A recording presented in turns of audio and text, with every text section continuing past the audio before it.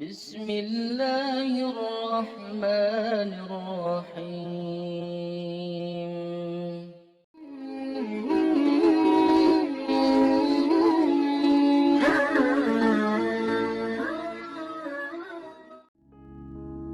Assalamualaikum warahmatullahi wabarakatuh. Alhamdulillah, kita bisa berjumpa lagi di channel ini. Sholawat dan salam selalu dan tetap tercurahkan kepada junjungan kita Nabi besar Muhammad sallallahu alaihi wasallam. Allahumma sholli ala sayyidina Muhammad wa ala ali sayyidina Muhammad. Semoga saudaraku semuanya selalu diberikan kesehatan, dilapangkan rezekinya, diampuni dosa-dosanya, dan dipanjangkan umurnya. Amin ya robbal alamin. Sahabat beriman yang dirahmati Allah, mempunyai rasa cinta itu wajar saja sebagai khalifah Allah di muka bumi ini. Namun, jika rasa cinta itu ditujukan pada seseorang yang sudah beristri, merupakan hal yang tidak wajar dan tidak dianjurkan dalam Islam. Karena hal tersebut secara tidak langsung akan menyakiti istri jika ia tahu. Berbeda halnya seorang laki-laki yang sudah beristri dan ingin menikahi perempuan lain hanya untuk menjaga harkat martabatnya. Di sisi lain, istrinya juga mendukung. Itu beda cerita. Tapi jika dipikir-pikir, wanita mana yang rela suaminya berbagi cinta dengan wanita lain? Sahabat beriman yang dirahmati Allah, seperti apakah hukum Islam tentang mencintai suami orang? Hukum Islam tentang mencintai suami orang. Cinta menurut Islam merupakan hal yang dihalalkan, asal bisa mengendalikannya dan tidak memberikan cinta tersebut secara berlebihan. Karena cinta paling besar sudah selayaknya hanya kepada Allah, karena semua yang berlebihan itu dilarang dalam Islam. Mencintai suami orang dalam Islam bisa berujung zina, karena dipenuhi dengan hawa nafsu. Contohnya saja zina mata, karena setiap bertemu selalu ingin menatap lama dan tidak ingin berpaling dari pandangannya. Allah Subhanahu wa ta'ala berfirman, "Dan jangan kamu mendekati zina. Sesungguhnya zina itu adalah suatu perbuatan yang keji dan suatu jalan yang buruk." Quran Surat Al-Isra ayat 32.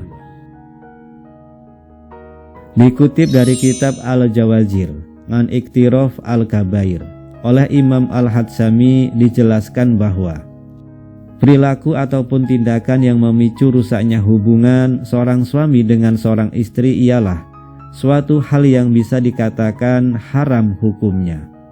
Tindakan tersebut sudah dikategorikan dalam dosa besar.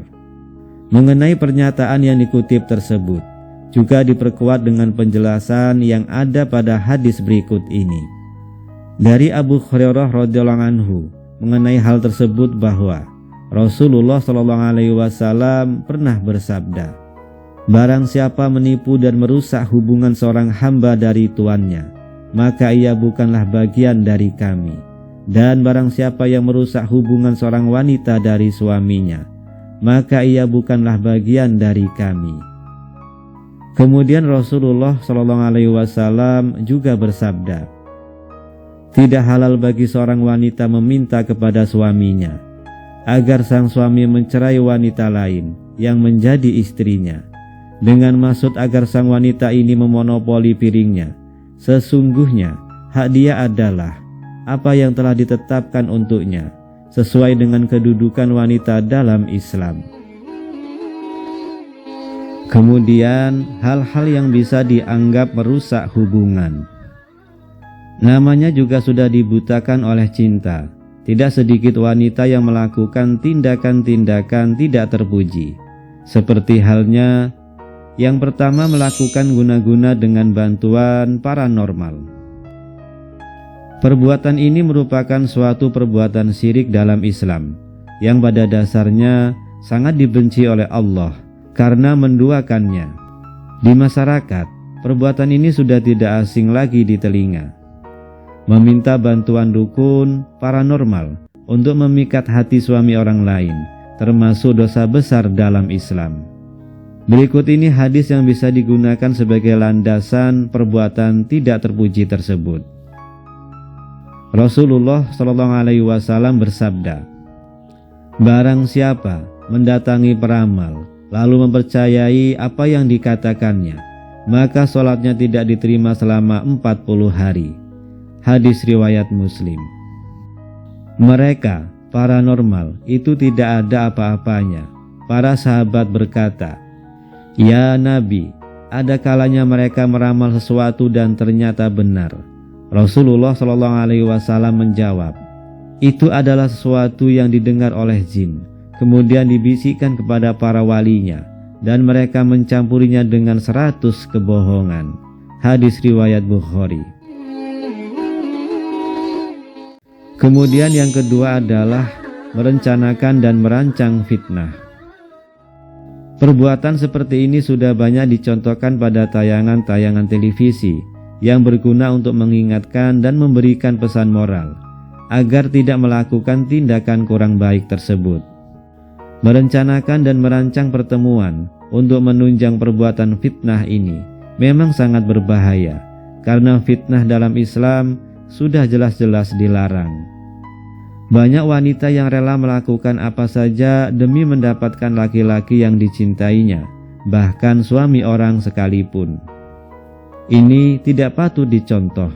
Ingatlah, setiap perbuatan yang kalian lakukan tersebut, Allah Subhanahu wa Ta'ala selalu melihat dan mengawasi. Firman Allah Subhanahu wa Ta'ala mengenai fitnah, "Maka nyatalah bahwa tidak ada yang lebih zalim dari orang yang mereka-reka perkara-perkara yang dusta terhadap Allah, dan mendustakan sebaik-baik saja kebenaran itu disampaikan kepadanya.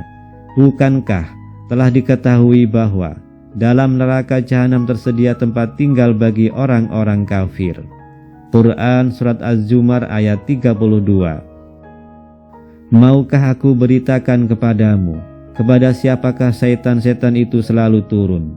Mereka turun ke tiap-tiap pendusta yang berdosa, yang mendengar sungguh-sungguh apa yang disampaikan oleh setan-setan itu, sedangkan kebanyakan beritanya adalah dusta." Quran Surat As-Sura ayat 221 sampai 223. Sahabat beriman yang dirahmati Allah, kemudian yang ketiga adalah memaksa untuk dinikahi dengan modal fitnah. Perbuatan yang sering dilakukan oleh wanita dengan menjebak seorang pria dalam rangka memuluskan semua rencananya agar bisa menekan suami orang untuk menikahinya, termasuk perilaku yang sangat tidak terpuji. Hal itu sudah pasti akan merusak hubungan pernikahan seseorang, terlebih lagi jika sang istri mempercayai tindakan jebakan tersebut. Dengan melakukan perbuatan ini, wanita akan tampak tidak mempunyai harga diri dan merendahkan dirinya sendiri.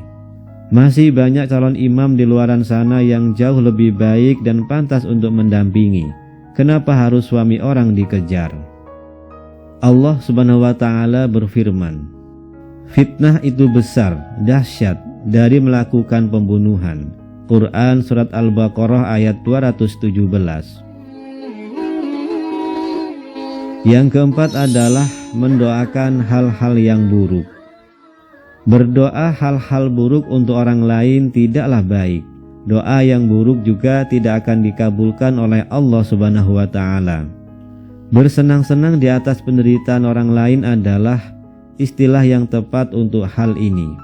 Sudah bisa ditebak, wanita yang mencintai suami orang lain pasti akan memanjatkan doa agar hubungan rumah tangga orang lain rusak dan bahkan berujung pada perceraian, sehingga ia akan berpeluang besar mendapatkan cinta dari suami orang tersebut. Pahami juga mengenai perceraian menurut Islam, agar Anda yang berniat merusak hubungan rumah tangga orang lain bisa mengurungkan niat tidak baik tersebut. Karena lelaki single lain masih banyak yang lebih pantas menjadi pendamping Anda.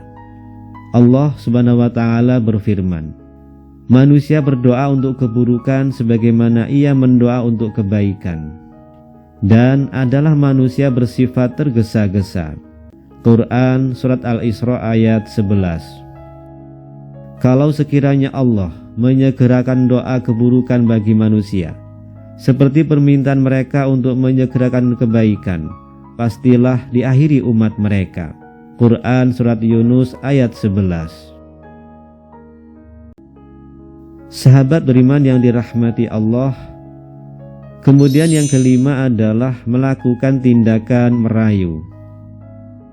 Wanita yang mempunyai hobi merayu sama halnya merendahkan dirinya sendiri di hadapan laki-laki.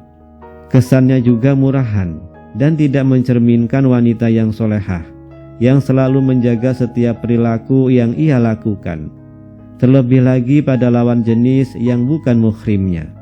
Sudah menjadi kewajiban seorang wanita untuk menjaga tindakan ataupun perilakunya, agar tidak termasuk pada golongan wanita yang tidak baik.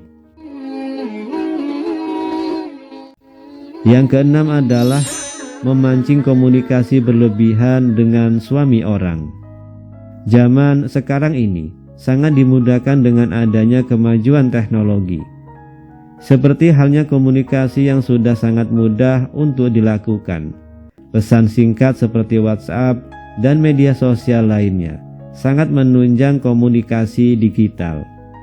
Hal ini justru seringkali dimanfaatkan untuk perbuatan yang kurang baik. Contohnya untuk menggoda suami orang dengan mengirimkan pesan secara berlebihan dengan harapan akan mendapatkan balasan. Jika sang istri membacanya, pasti akan timbul kesalahpahaman yang bisa memicu retaknya rumah tangga. Sahabat beriman yang dirahmati Allah, berikut berbagai pendapat yang disampaikan oleh ulama. Sebagai acuan dan sumber landasan kita mengenai permasalahan hukum mencintai suami orang dalam Islam, kita bisa melihat pendapat-pendapat ulama berikut. Yang pertama, pendapat ulama Syafi'i. Pendapat dari ulama Syafi'i bahwa seorang wanita yang mengganggu, bahkan memang secara sengaja merayu suami orang, selanjutnya perusak rumah tangga pria tersebut, maka diperbolehkan terhadapnya untuk meminta dinikahi apabila pria tersebut sudah berstatus cerai dengan istrinya. Namun, perilaku ini bisa dikategorikan dalam tindakan fasik dan juga maksiat. Wanita seperti ini akan menanggung dosa yang sangat buruk dan wajib dipertanggungjawabkan di hadapan Allah Subhanahu wa taala. Kemudian pendapat ulama Hanafi.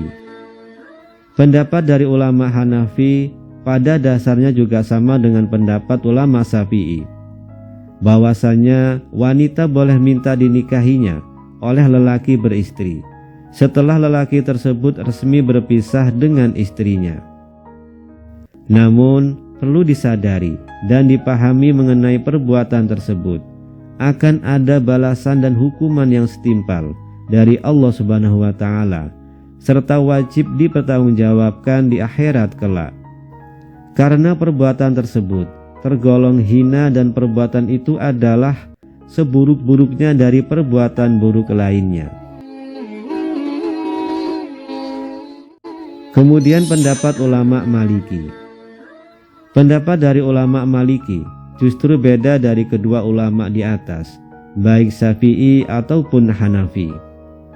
Menurut beliau, apabila ada seorang wanita yang dengan sengaja melakukan tindakan yang memicu perceraian terhadap rumah tangga orang lain, kemudian ia minta untuk dinikahi oleh lelaki yang statusnya sudah bercerai tersebut, maka bisa dikatakan haram pernikahannya. Hal ini disertai dengan alasan yang masuk akal, karena adanya tindakan yang mengambil jalan tidak baik dengan merusak hubungan rumah tangga orang lain. Sahabat beriman yang dirahmati Allah, kita dapat ambil kesimpulan bahwa mengenai hukum mencintai suami orang dalam Islam yang sudah dijelaskan secara detail dan dikemas dengan baik, diharapkan bisa membantu memudahkan Anda dalam mempelajari serta memahaminya lebih dalam lagi, sehingga layak dijadikan sebagai sumber referensi. Demikian yang bisa saya bagikan. Semoga bermanfaat untuk kita semua. Assalamualaikum warahmatullahi wabarakatuh.